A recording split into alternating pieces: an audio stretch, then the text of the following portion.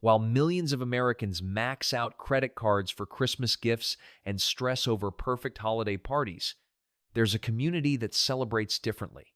No shopping malls, no credit card debt, no holiday stress.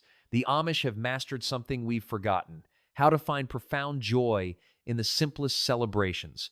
Their holidays reveal a secret that could transform how we think about what celebration really means. Wrong Christmas. Walk through an Amish community on the 25th of December, and you'll witness something that challenges everything we think we know about Christmas. Children are doing chores, fathers are tending livestock, mothers are preparing simple meals. The day passes like any other. But wait 3 weeks. Return on the 6th of January, and you'll discover their true Christmas. This is Old Christmas, Epiphany, when the wise men found the Christ child. Here, celebration follows the ancient calendar, untouched by commercial influence. Gifts appear, but they tell a different story. A wooden toy carved by weathered hands. A quilt stitched through long winter evenings. A book of Psalms carefully selected. Each present represents months of planning, hours of labor, and deep understanding of the recipient's soul. Easter's hidden intensity. If Christmas surprises you, Easter will reshape your understanding entirely. 2 weeks before Easter Sunday, Amish families begin a ritual that puts modern preparation to shame. Every evening, they gather around plain wooden tables. No phones interrupt, no television distracts. They read scripture, discuss the meaning of Christ's sacrifice, and prepare their hearts for what's coming. Good Friday arrives with a silence so complete it seems to transform the very air. From dawn until 3 in the afternoon, when Christ breathed his last, no unnecessary words are spoken. Children understand. Work continues, but softly. Even the animals seem to sense the reverence. Easter morning doesn't bring pastel eggs or chocolate bunnies. Instead, children gather for scripture memory competitions, reciting verses they've learned through the long winter months.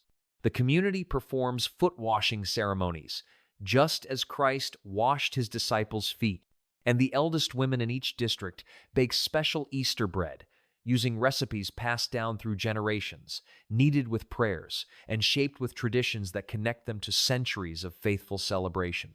Wedding season. November in Amish country carries a secret that transforms entire communities. This is the wedding season, when harvest work ends and hearts can turn to celebration. But these aren't the weddings you might imagine. The process begins on Announcing Sunday, when the couple's engagement becomes public for the first time. The young woman has been secretly preparing for months, growing celery in her garden. Not for salad. This celery will become wedding soup, a symbol of fertility and abundance that will feed hundreds of guests. The wedding itself spans 3 days and challenges every assumption about celebration. 300 to 500 people will attend, but there's no catering company, no wedding planner, no hired musicians. The entire community becomes the wedding party. Women cook for days in massive quantities. Men arrange seating for crowds that rival small towns. Children help serve, learning the sacred duty of hospitality. The bride doesn't wear white. She chooses blue, carefully sewn into a dress that will become her Sunday best for life. No wedding ring adorns her finger. Instead, she and her groom exchange practical gifts that will build their household together. A set of hand tools, a spinning wheel, items that speak of partnership in life's essential work. When the ceremony ends, the celebration doesn't. Guests eat in shifts. The older generation served first, children last. The newlyweds don't leave for a honeymoon. They spend their first weeks visiting relatives, receiving gifts, and integrating into married life within the community that raised them both. Thanksgiving without turkey. October transforms Amish communities into something that would astonish the pilgrims who inspired our modern Thanksgiving. Their gratitude celebration doesn't fit into a single Thursday. It stretches across the entire harvest month, weaving Thanksgiving into daily life until it becomes as natural as breathing. The centerpiece isn't a perfectly roasted turkey. It's a gratitude circle that can last 3 to 4 hours, where every family member shares specific blessings from the year. Not vague thankfulness, but detailed accounts of God's provision. The birth of healthy calves, rain that came just when crops needed it most, a neighbor's help during illness, a successful surgery for grandmother. Each story builds upon the last, creating a tapestry of divine care that encompasses the entire community. Children don't watch parades on television. They perform gratitude plays, acting out biblical stories of harvest and provision, Ruth gleaning in Boaz's fields, the widow's oil that never ran empty, the feeding of the 5,000. These ancient stories become personal as children connect them to their own experiences of God's faithfulness. The traditional foods tell their own story of gratitude. Roasted corn soup, made from corn they planted, tended, and harvested themselves. Pumpkin butter, slow-cooked in copper kettles over wood fires. Apple schnitz, dried fruit that will sustain them through winter months. Every bite connects them to the land, the seasons, and the divine provision that makes life possible. No football games interrupt their Thanksgiving. No shopping lists distract from reflection. The focus remains entirely on spiritual acknowledgement of blessings received and promises to remain faithful stewards of what they've been given. Birthday service. Birthday celebrations in Amish communities follow rules that would puzzle most Americans. Once a child reaches 16, birthday celebrations largely disappear. Adult birthdays pass quietly, sometimes acknowledged only with a simple family prayer. This isn't neglect, it's my intention. For children, birthdays follow a pattern that prioritizes relationships over material gifts. A homemade cake appears, often baked by grandmother's hands using recipes that predate commercial bakeries. The family forms a prayer circle, offering thanks for another year of life and asking for wisdom in the year ahead. Gifts arrive, but they're carefully chosen to avoid promoting vanity or worldliness. A new book, hand-knitted mittens, a wooden toy that will last for generations. But here's what might surprise you most. The birthday child doesn't just receive, they give.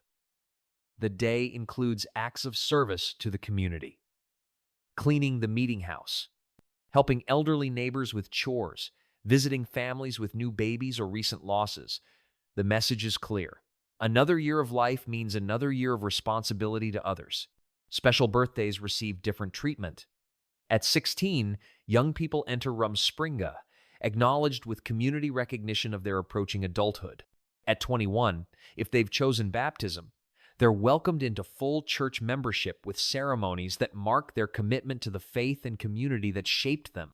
The birthday blessing, spoken in Pennsylvania Dutch, connects the child to generations of ancestors who spoke the same words, offering the same prayers, celebrating life within the context of faith and community rather than individual achievement. These birthday traditions teach children that their worth isn't measured by parties or presents, but by their place in a community that values their existence and expects their contribution. Community healing. Between the major holidays lies something equally profound. Community healing celebrations that outsiders rarely witness. When conflicts arise between families, when misunderstandings threaten community harmony, when relationships need restoration, the Amish don't wait for scheduled holidays. They create healing celebrations. These gatherings follow ancient biblical principles of reconciliation. The entire community participates, not as spectators, but as active participants in restoration. Families in conflict meet before church elders.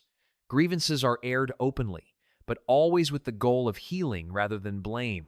Children witness these processes, learning that relationships matter more than pride.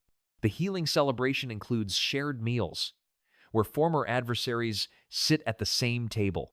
Community members share stories of past reconciliations, reminding everyone that conflict resolution strengthens rather than weakens community bonds.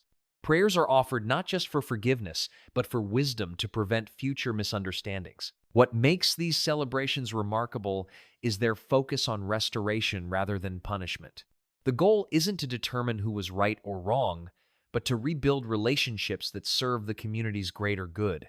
These healing celebrations often become turning points that strengthen community bonds for generations. New Year's Silent Revolution. When the 31st of December arrives in Amish communities, don't expect midnight countdowns or champagne toasts. Instead, you'll witness something far more profound.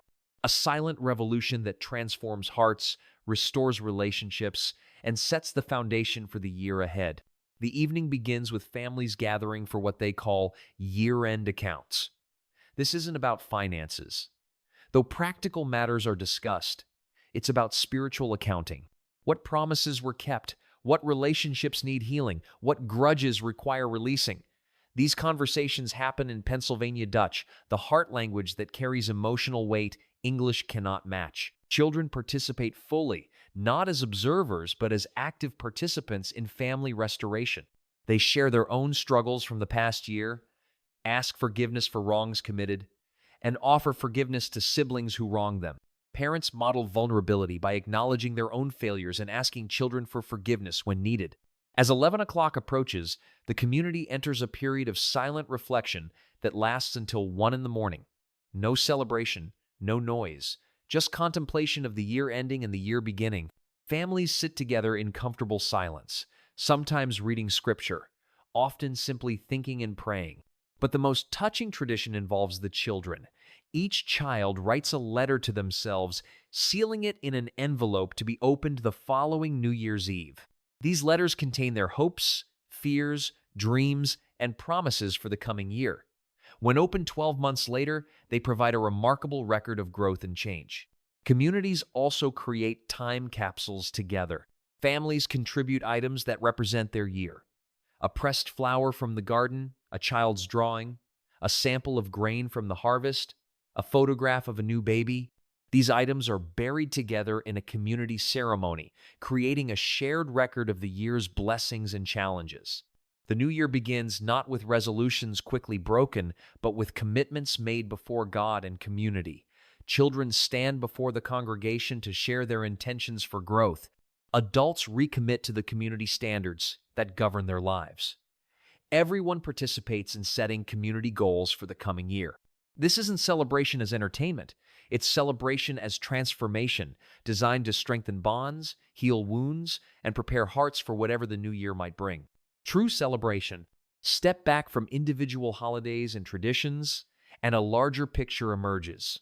Something that challenges every assumption about what celebration should be. The Amish have discovered something we've forgotten. Joy isn't found in spectacle, but in simplicity. Not in accumulation, but in connection.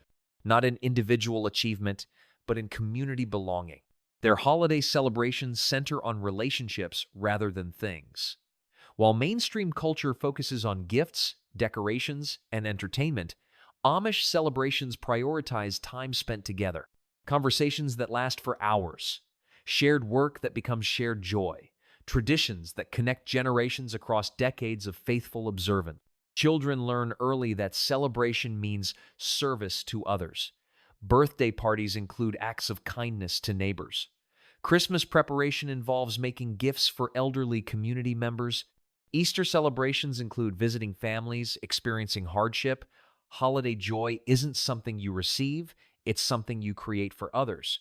The psychological impact of this approach runs deeper than you might expect. Children raised with these celebrations develop different relationships with material possessions. They find satisfaction in simple pleasures. They understand their worth through community membership rather than individual achievement. They learn delayed gratification through celebrations that require months of preparation. Material gifts exist, but they're transformed by context. A wooden toy becomes precious because grandfather carved it during long winter evenings.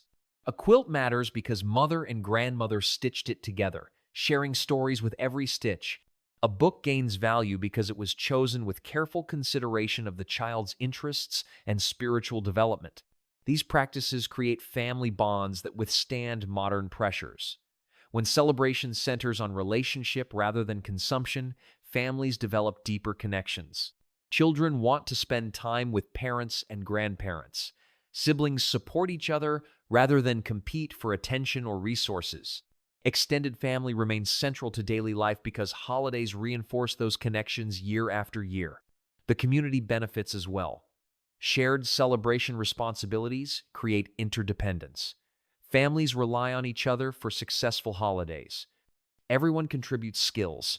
whether cooking, organizing, entertaining children, or leading worship. This shared responsibility builds social cohesion that extends far beyond holiday seasons.